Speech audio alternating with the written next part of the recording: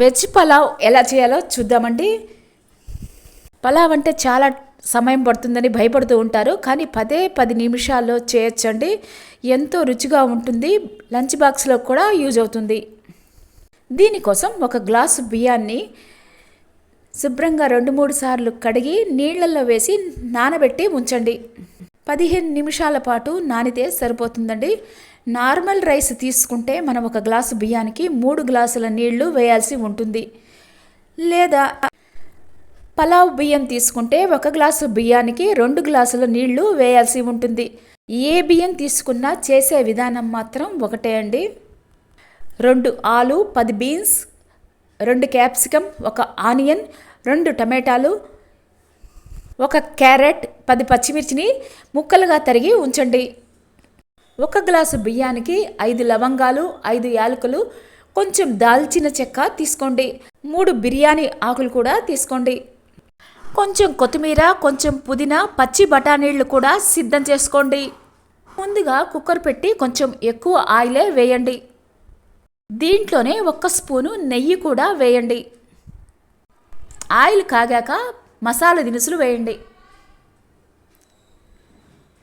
ఇందులోనే 1 స్పూను ధనియాల పొడి, 1/2 స్పూను జీలకర్ర పొడి వేయండి. బిర్యానీ ఆకులు కూడా వేసి సిమ్లో ఉంచి ఫ్రై చేయండి. ఇవి కనుక మాడితే పలావ్ టేస్ట్ అంతా మారిపోతుందండి.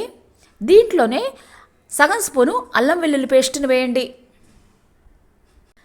తరిగిన కూరగాయ ముక్కలన్నీ ఇందులోనే వేయండి. ఈ ముక్కలన్నీ ఫ్రై అవ్వాల్సిన అవసరం లేదండి, ఒక్కసారి కలిపితే సరిపోతుంది. వీటిని 1 లేదా 2 సార్లు కలిపి నానబెట్టి ఉంచిన బియ్యాన్ని నీళ్లు తీసేసి బియ్యాన్ని మాత్రం కుక్కర్లో వేయండి.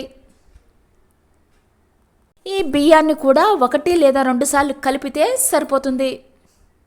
నేనైతే ఇక్కడ నార్మల్ రైస్ తీసుకున్నాను కాబట్టి 1 గ్లాసు బియ్యానికి 3 గ్లాసుల నీళ్లను వేశాను. కూరగాయ ముక్కలన్నీ ఒకసారి బాగా కలిపి 3 గ్లాసుల నీళ్లను వేయండి. ఇందులోనే సన్నగా తరిగిన కొత్తిమీరను, పుదీనను వేయండి.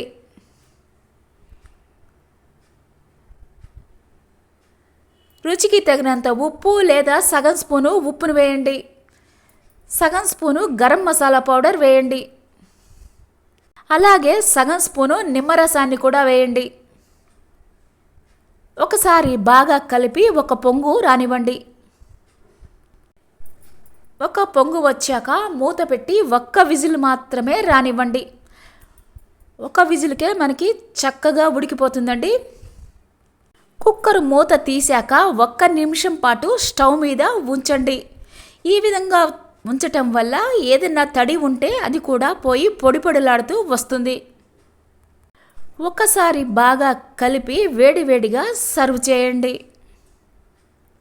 అంతేనండి, చాలా సులభంగా 10 నిమిషాలలో ఈ పలహారాన్ని మనం తయారు చేయవచ్చు.